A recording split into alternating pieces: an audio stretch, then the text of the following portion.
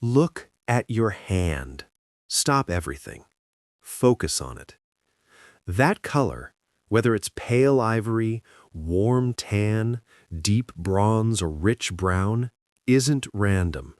It's a coded message, a survival document written over tens of thousands of years in the ink of evolution. And its meaning will shatter everything you think you know about race, history, and what makes us human. Tonight, I'm going to tell you a true story. It's a thriller, a mystery, a detective story written in human DNA, buried in ancient bones, and waiting beneath the surface of your own skin. This is the story of how humans, all of us, became the colors we are today. And it's a story that begins not with division, but with unity, under a brutal, burning African sun. The lie in the mirror. Here's the first twist that changes everything. If you have light skin, what we commonly call white skin, you're looking at one of the most recent, rapid evolutionary changes in human history. We are not talking ancient here, not even close. We're talking newer than agriculture, newer than cities, newer than writing. In the grand multi-million-year story of humanity, white skin just showed up yesterday. Every human alive today, all 8 billion of us, can trace our lineage back to ancestors living in Africa around 200,000 years ago.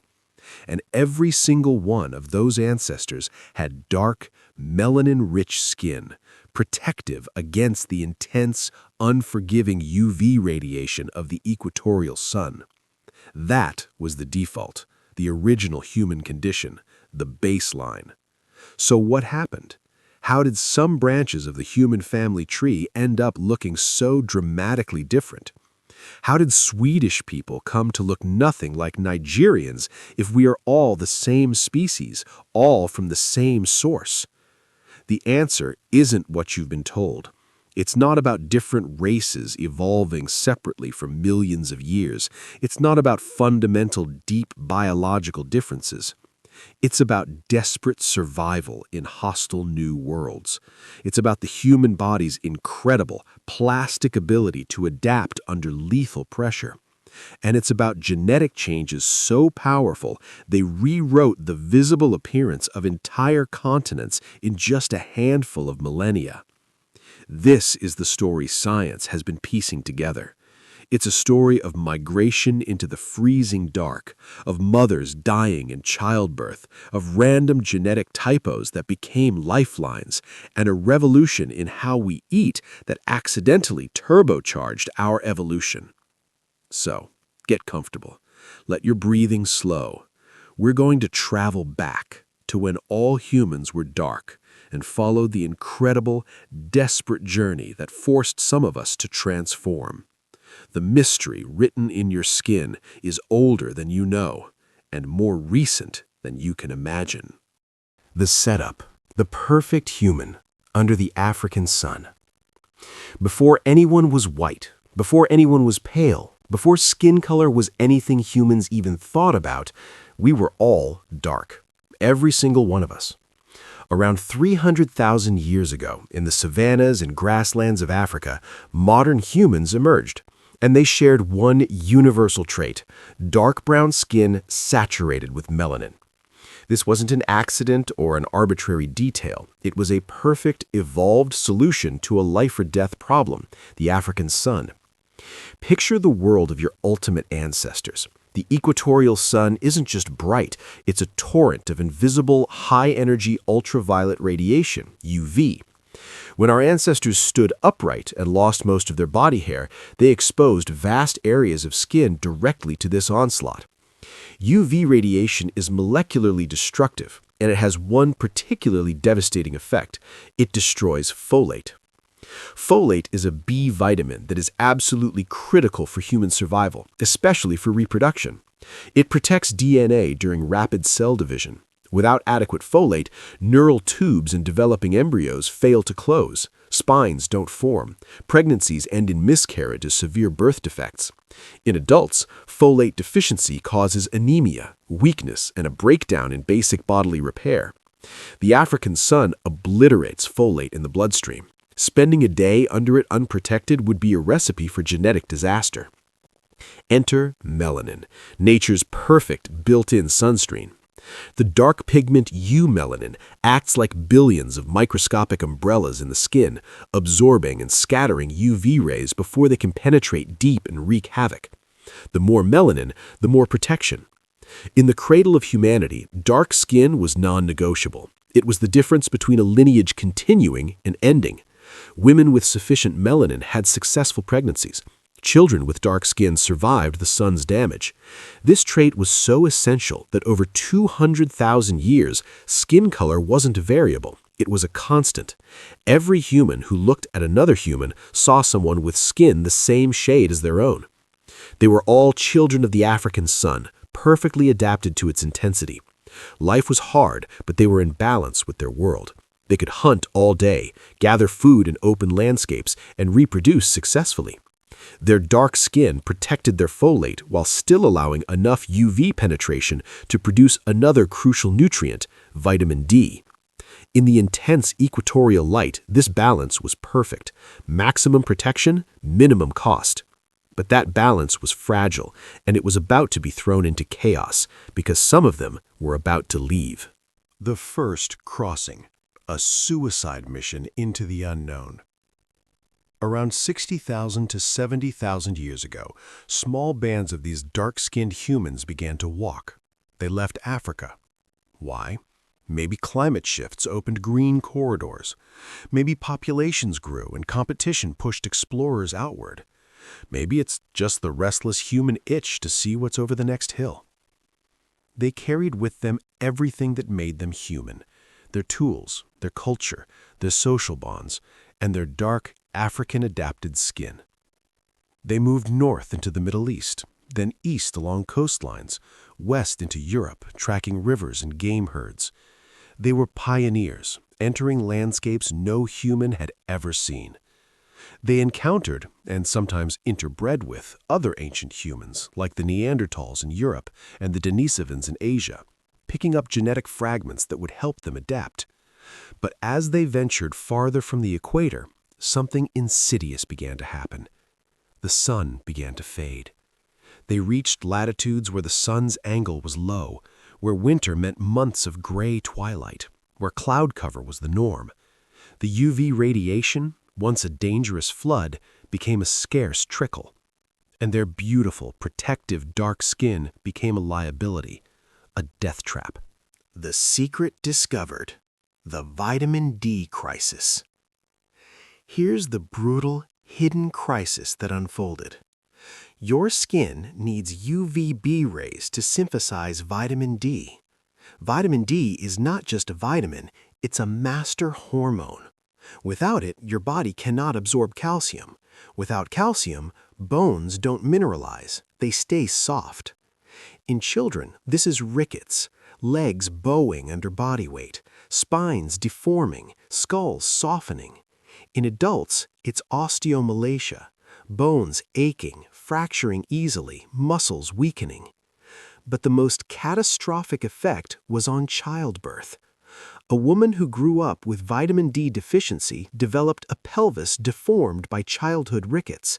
When she went into labor, the birth canal was too narrow, misshapen. In a world without surgery, this meant death for both mother and child. This was the silent evolutionary pressure cooker. Dark-skinned people in northern latitudes were dying from something invisible: lack of sunlight. Their perfect African adaptation was now blocking the very rays they needed to survive. Women and infants died in a cruel, cyclical tragedy. Populations teetered on the brink. The math of natural selection is cold and clear. Traits that lead to death before reproduction are eliminated. Traits that enhance survival and reproduction spread. And the need was desperate.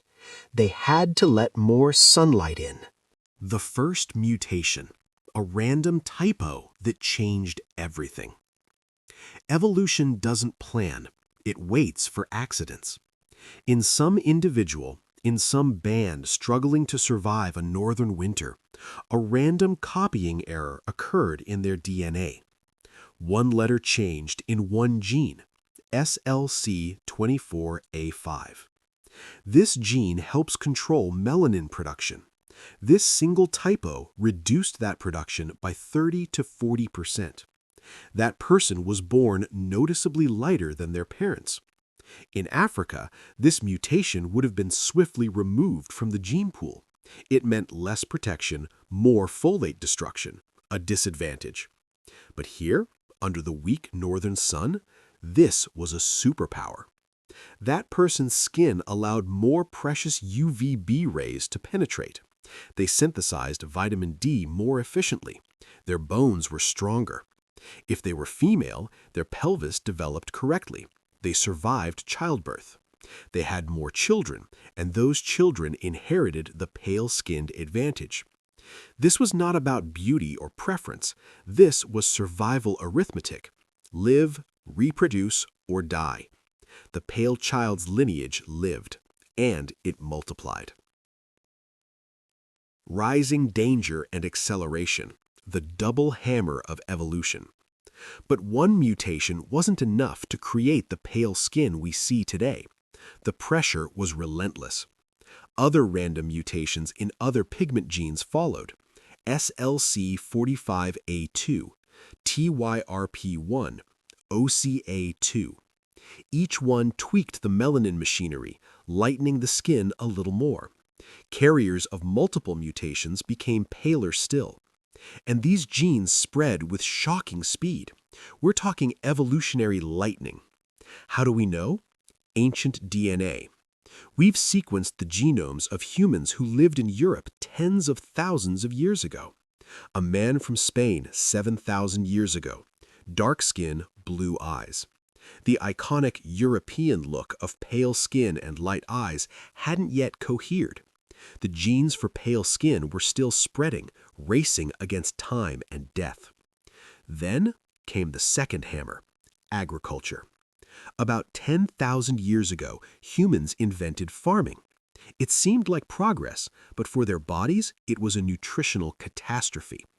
Hunter-gatherers ate diverse diets rich in vitamin D, fish, organ meats, and eggs. Farmers ate what they grew, wheat, barley, rice, foods with zero vitamin D. Overnight, the vitamin D crisis went from severe to apocalyptic. Farming populations exploded, but their health collapsed. Skeletons from early farming villages show rampant rickets, deformities, and stunted growth. The selection pressure for pale skin didn't just increase, it exploded. Now, the ability to synthesize every possible photon of UV light into vitamin D was the difference between your lineage continuing or being wiped out. The pale skin genes went supernova. They swept through European and Asian farming populations in an evolutionary blink, perhaps in as little as 3,000 to 5,000 years. Farming didn't just change our society, it changed our very faces, accelerating an evolutionary process to breakneck speed. Twist 1. The Asian solution, a different path to the same answer. Here's the first major twist that reveals the deeper truth. We'd expect people in Northern Asia, China, Korea, Japan, to evolve light skin too. And they did. But when geneticists looked at their DNA, they got a shock. The mutations were completely different. East Asians carry little to none of the European SLC24A5 variant. Instead, they lightened through mutations in genes like OCA2 and EDAR. Different genes, different molecular pathways, same pale result. This is convergent evolution. Separate populations facing the identical problem, low UV, independently evolving similar solutions. Nature found two different recipes to bake the same cake of survival. Twist 2. The Inuit enigma, the culture that outsmarted evolution. And then the plot thickens impossibly further. Consider the Inuit peoples of the Arctic. They live at the highest latitudes in near total darkness winter. By the simple latitude equals pale skin rule, they should be the palest people on Earth. But they aren't. They maintained moderately dark skin. Why? The answer isn't in their skin, it's on their plates. The traditional Inuit diet is almost entirely animal-based: seal, whale, fish, caribou. These foods, especially the fatty flesh and organs of marine mammals, are loaded with vitamin D. They solved the vitamin D crisis not through evolution, but through culture. Their diet provided so much vitamin D from food that there was no desperate evolutionary pressure to lighten their skin. Their skin could remain darker, which may have offered other advantages, like better protection from UV reflecting off ice and snow. This proves the rule in reverse. Skin color adapts to UV intensity and diet. When diet provides vitamin D, the pressure for pale skin vanishes. Darkest moment, the birth of a dangerous lie. For tens of thousands of years, these skin color differences were just local adaptations, survival settings for different environments. They were superficial, like different types of fur on the same species of bear. Then, we humans told ourselves a story. We took these surface-level, recent sun adjustment traits and built a monstrous fiction on top of them. We called it race. We decided these differences were deep, ancient, and fundamental. We used this story to justify slavery, colonialism, segregation, and genocide. We built systems of power and entire ideologies on this biological misunderstanding.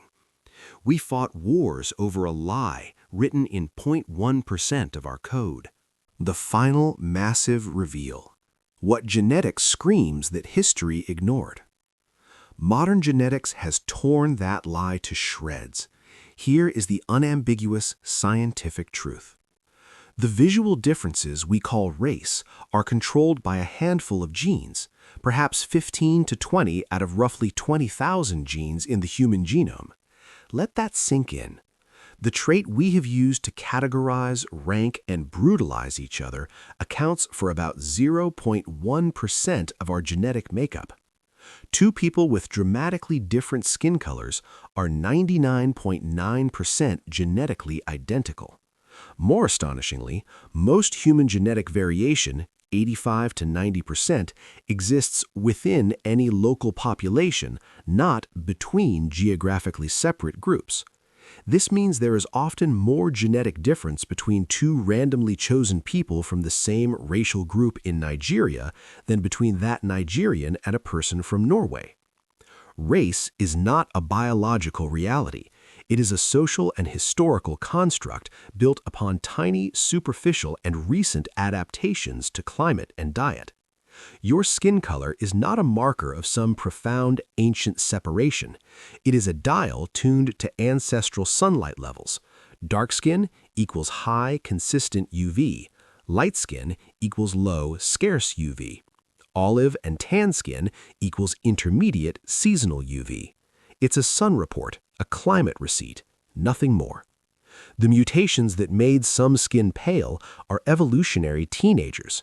The European variants are perhaps only 6,000 to 10,000 years old, a rounding error in the human story. So tonight, as you lie here, look at your hand one more time. You are not looking at a label. You are looking at a living archive. A map of migrations, of winters survived, of mothers who lived through childbirth, of children who grew strong enough to bear their own. Every shade of human skin, from the deepest melanin-rich black to the faintest pink-white, is a different chapter in the same universal survival manual. We are all branches of the same family tree that refused to die. We are the descendants of the terrified but determined explorers who walked into the freezing dark, their bodies slowly rewriting their own instructions so their children might live. We are the descendants of the mothers whose pelvises formed true. We are the descendants of the random genetic typos that by pure luck meant life instead of death. The next time you see someone whose skin looks different from yours, you are not looking at a stranger. You are looking at a cousin. A cousin whose ancestors faced the same brutal equation of survival on a different part of the planet and solved it with a slightly different biological adjustment. We are one species, one family, scattered, adapted, beautifully varied on the surface like 1,000 different coats of paint on the same steadfast house. Underneath, we share the same bones, the same blood, the same 46 chromosomes, including that single fused chromosome 2 that marks us all as children of a tiny, bottlenecked population that nearly vanished 1,000,000 years ago but clung on. Your skin is not a wall. It is a bridge of adaptation connecting you to every human who ever struggled, loved, hoped, and survived under the sun, the clouds, or the stars, just so you could be here, now, alive. The story of skin color is not a story of division. It is the ultimate story of human unity, resilience, and breathtaking adaptability. We are all children of the same ancient sun, and in that light, we are finally and forever the same. If this journey through deep time helped quiet your mind as you drift towards sleep, let me know in the comments. Tell me where in the world you're listening from. And if you want more of these slow, deep dives into the mysteries we carry in our very cells, tap like, subscribe, and join me next time.